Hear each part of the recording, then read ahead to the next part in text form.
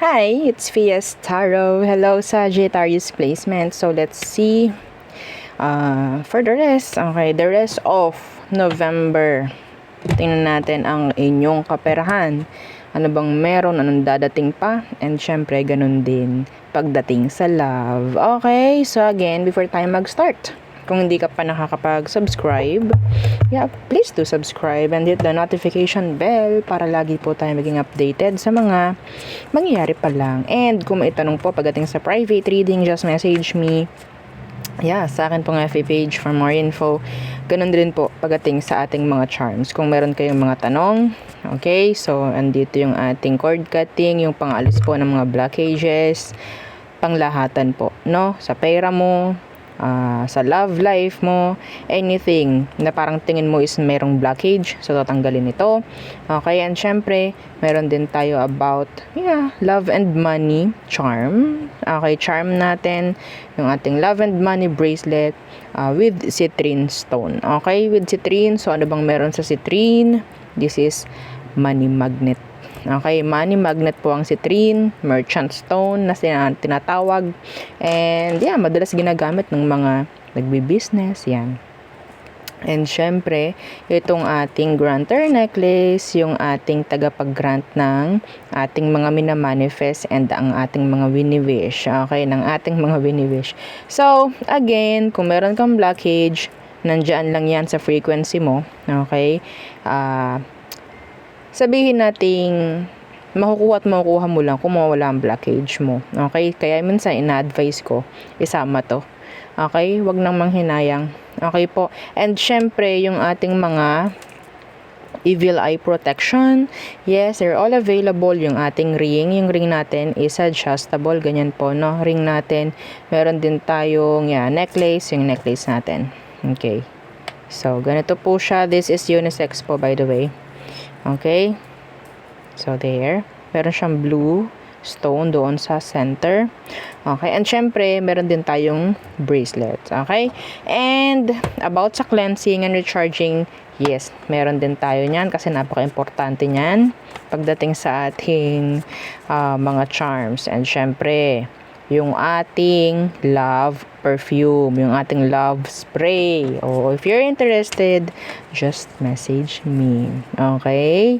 So, yes, let's start the reading. Sagittarius, what's for you sa mga natitira ang araw ng Nobyembre? Tingnan natin, ano pa bang papasok. So, ito muna ay sa ating kaperahan. Okay? Kaperahan ng mga Sagittarius, ano pa ang parating? Let's see. Meron ako nakita training. Some of you may chance na may mga sisimulan, mayroong mga maha-hired if ever. Okay? Claim it. Abundance. Claim nyo na agad. Ano pa ang parating ngayong Nobyembre para sa'yo? Ano pa ang parating bago matapos ang Nobyembre? Claim mo na.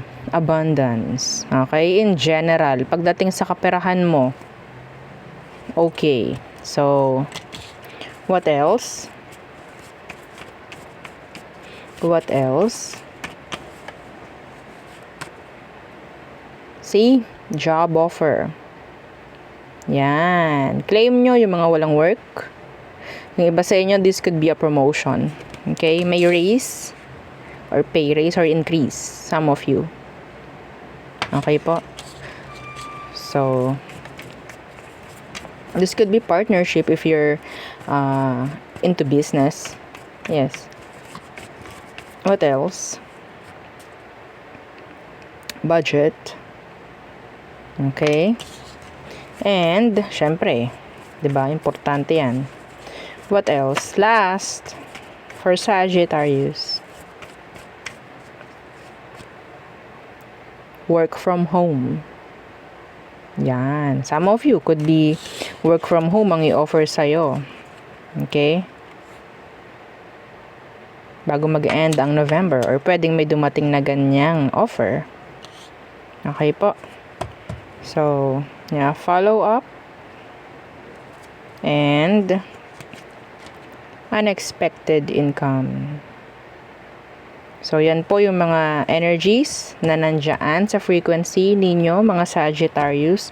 Again, kung meron kayong blockages, may chance po na hindi pumasok, nandyan lang yan. Okay? Pero mas maganda kung, wala kayong blockage, claim nyo na pwede ninyong makuha to. Okay po, wala namang masama. No? And again, share nyo to para mas lalong mag-manifest. Maraming makakita, maraming makaalam. Okay? So, there. So, tayo tumungo.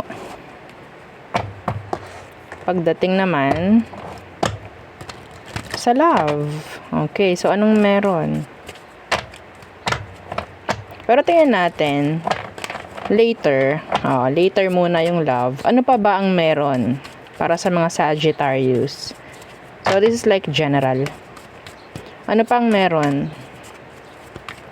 Ano pang meron para sa mga Sagittarius for the rest of November? See? Money, abundance. Ito yung unang card mo kanina doon sa Oracle. So, ngayon ito rin. Wow! Di ikaw na. Ang ganda. So, the Ace of Pentacles. What's with that? Ang ganda. Ang ganda. This is wish fulfillment. Some of you, kung ano po yung mga hinihiling ninyo, may pwedeng mag-manifest this. Sabihin natin bago mag-end ang November. Okay? Iba rito na pwedeng single, may chance po ng connection. Yes. Nakita ko lang din dito. And yung connection na nakukuha ko is hindi playtime. Hindi po playtime. Okay? So, share nyo to. Maganda yung energy. Yeah. Okay, so let's see what else. In general, lahat po ng hinihiling nyo pagdating po sa kaperahan, may chance po na merong sabihin natin matutupad. Okay, the 9 of Cups, this is wish. Okay, or pinagdarasal ninyo, yan, wish fulfillment. Okay, what else?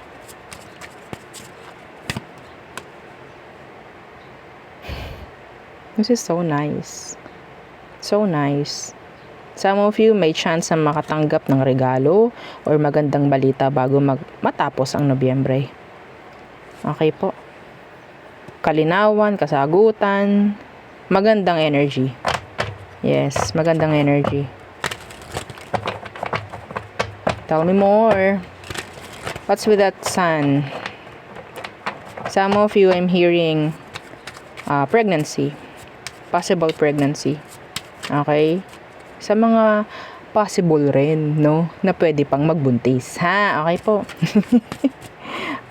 Okay, ano tong sun? The 4 of Cups in reverse. Okay, specific. Some of you, may mga babalik na sabihin nating pinanghinayangan nyo. Okay? Mga pinanghinayangan nyo. Meron din iba sa inyo na meron kayong hindi i-grab at panghihinayangan nyo in the end. I don't know kung ano yun. Okay po.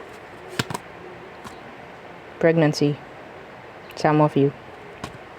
Okay, energy po yun ng pregnancy kaya nakita ko dito. So, yun pala talaga. Merong magre-reach out. Could be a Leo. Earth, water.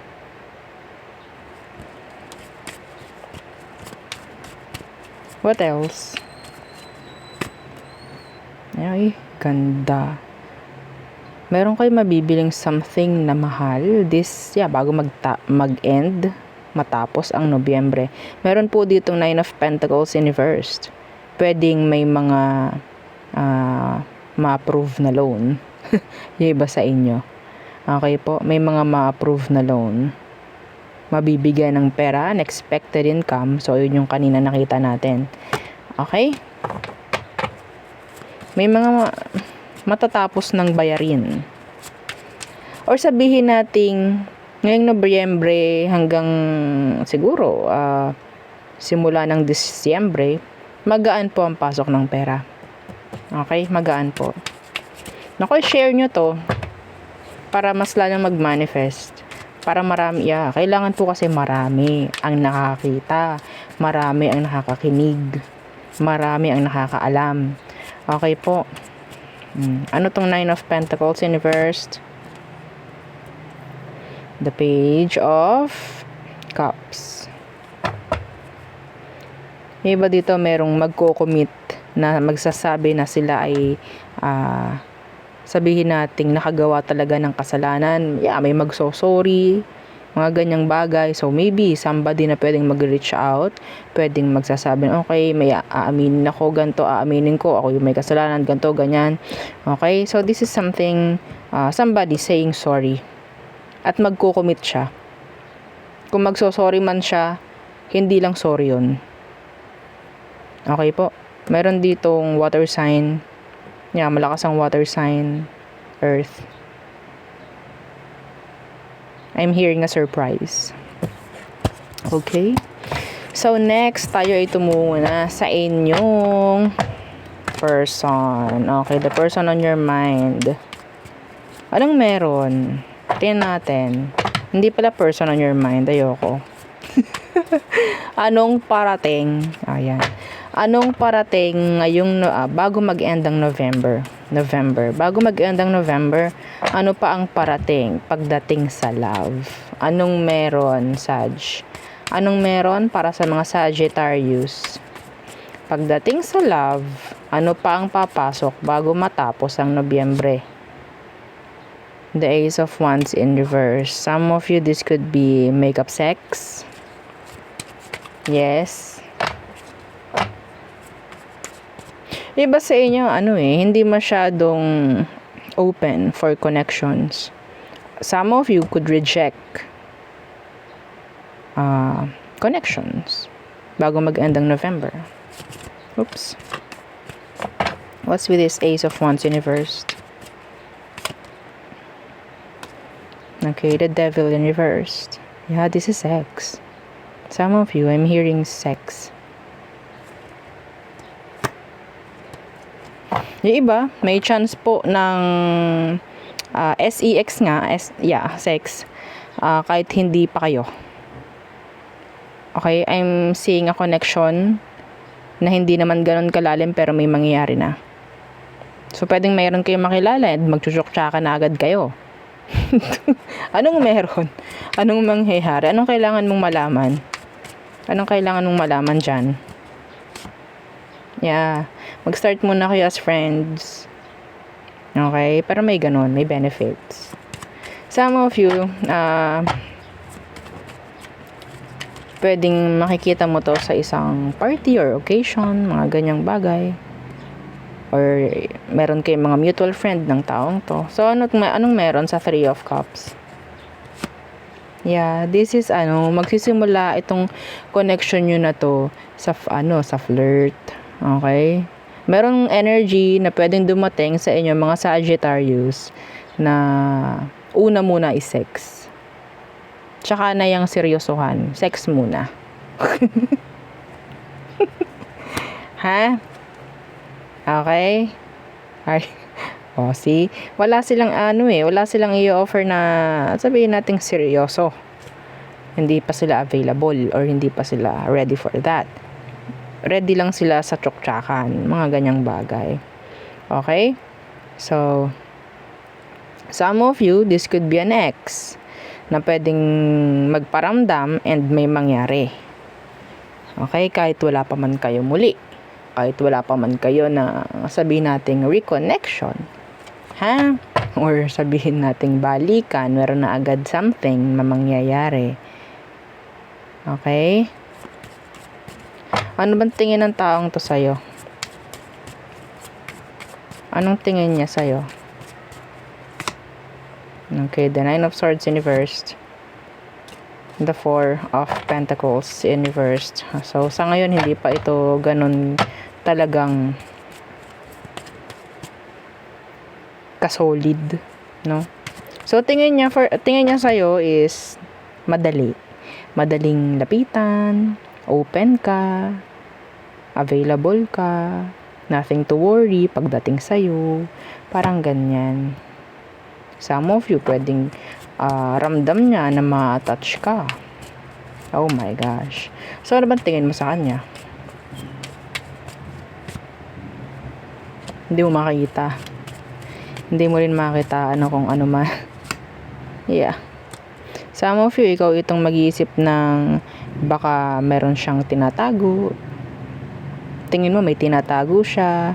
Mga ganyang bagay. Pero tutuloy nyo pa rin. Yan o, diba? May mga tinatago. The Ace of Swords Universe. Some of you, alam mo itong person na to, or ramdam mo, itong person na to is merong iba. Mga ganyang bagay. Kasi, yes, pwedeng magkakilala lang muna kayo nito eh. Siguro mga 1 linggo. Mga ganyan. 2 araw, 3. Tapos, yun na. Yeah. Sana hindi mangyari to. Okay. Sana hindi mangyari. Buti na lang maganda yung reading sa sa money. Doon na lang kayo bumawi. Ano po? No. So, be careful if you're into playtime, then go. If not, then don't. Okay? So, tayo tumuhungo sa all signs. Aries through Pisces. Okay. Again, don't forget to like, share, and subscribe. Yes. Maganda yung energy sa money. So, yeah, share nyo. Okay? Para maraming makakita. So, let's start. Aries. Okay, there's no progress. Taurus. They're cutting you off. They're silent. They're detached, cold. Gemini, they want conversation with you. Cancer, feeling a missed opportunity. Leo, they want a connection. They want relationship. Virgo, there's this something. Some of you, pwedeng may tinatago si Virgo sa'yo. Pwedeng may mga pagsisinungaling si Virgo. Libra, they doesn't want any kind of connection. Or pwedeng andun yung energy ng talk lang o communication lang ang pwedeng mai-offer niya sa'yo, but not relationship. So, Scorpio, gusto nila ng upgrade, ng leveling up. Okay? So, Sagittarius, their back is turned. Some of them, they're player. Yeah. So, Capricorn, they want something. Some of them, they want communication. Aquarius, they're giving you mixed signals or pwedeng sila is confused.